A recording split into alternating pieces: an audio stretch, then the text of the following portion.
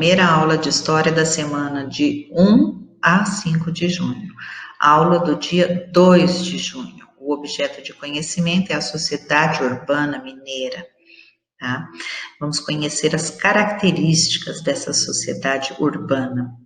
Mas o que é urbana mesmo? É aquilo que pertence à cidade.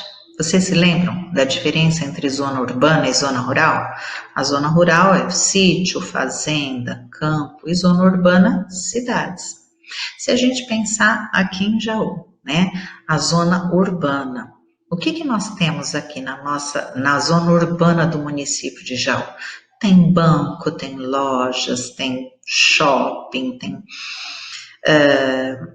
escolas, hospitais e muitas moradias, né? E na zona rural? Tem plantação de cana, de açúcar, tem plantação de outros produtos agrícolas, criação de animais, né? E nessa época, na época da descoberta do ouro, foi quando a sociedade começou a formar cidades no interior do Brasil. Até então, a sociedade era rural, porque vivia nas fazendas de cana-de-açúcar, nos engenhos, eles viviam na zona rural. Agora, com o ouro, eles começam a formar pequenas vilas que se transformam, que vão crescendo e se transformam em cidades, né? E aí começa a formar a sociedade. Vamos ver então aqui na página 12, depois de ler o texto, vocês vão analisar essa pirâmide. Vocês se lembram da pirâmide alimentar? Na base dela nós tínhamos os alimentos que a gente devia comer em maior quantidade. E no topo, como a gente pode ver que é um pedacinho pequeno, os alimentos que a gente devia comer em menor quantidade. Aqui a pirâmide está demonstrando que a maior parte da sociedade, ou seja, o maior número de pessoas, fazia parte dessa base, da parte dos... Aqui eram os africanos escravizados e seus descendentes, a camada mais pobre da sociedade. Aqui, na parte intermediária, os comerciantes, funcionários públicos, pessoas livres e pobres. E no topo, os donos das minas, fazendeiros e altos funcionários. Então, eram poucos ricos e muitos pobres. Isso se chama desigualdade social e acontece até hoje aqui no Brasil. É claro que hoje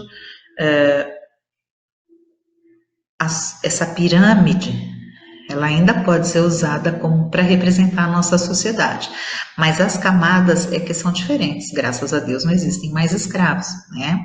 Então, as pessoas que fazem parte da nossa sociedade de hoje são diferentes, mas ainda hoje há poucos pobres, não, ao contrário, poucos ricos para muitos pobres, né?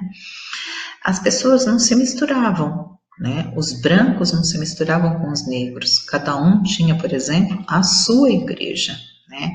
E nessa época a religião tinha um papel muito importante no dia a dia das pessoas. A vida religiosa se organizava por meio de irmandades, que eram grupos de pessoas que exerciam a mesma profissão ou que pertenciam à mesma classe social. Por exemplo, quem era da camada intermediária não saía, não fazia parte do mesmo grupo da camada mais pobre e nem da camada mais rica, né? Os escravizados não podiam fazer parte dessas irmandades dos brancos e, em geral, eles tinham a sua igreja separada, eles também construíam uma igreja para eles e eles cultuavam normalmente santos negros, né? Muitos africanos tinham uma religiosidade diferente dos católicos, porque eles vieram da África com suas próprias religiões. Alguns aqui no Brasil se tornaram católicos também, mas mesmo estes não podiam frequentar as mesmas igrejas. E vai analisar as imagens e ler as legendas.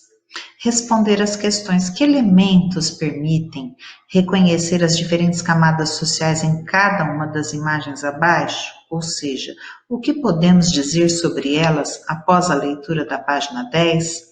Na própria legenda você vai ver lá o que aquela imagem está mostrando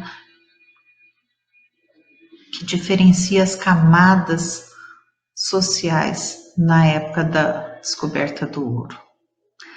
Circule esse motivo e você não precisa enviar nada para a professora.